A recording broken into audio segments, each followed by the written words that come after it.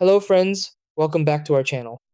If you're trying to drain your Richmond water heater, you might be doing it for maintenance, cleaning out sediment, or fixing performance issues like reduced hot water or strange noises. Many people feel unsure about this process because it involves water, valves, and safety steps, but it's actually very manageable if you follow the correct method. Over time, sediment builds up inside the tank, and draining it helps improve efficiency and extend the life of your heater. The good thing is that with a few careful steps, you can safely drain your Richmond water heater without any complications. Try these.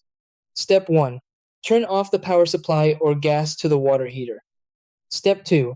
Shut off the cold water supply valve. Step 3. Attach a garden hose to the drain valve at the bottom. Step 4. Place the other end of the hose in a safe drainage area.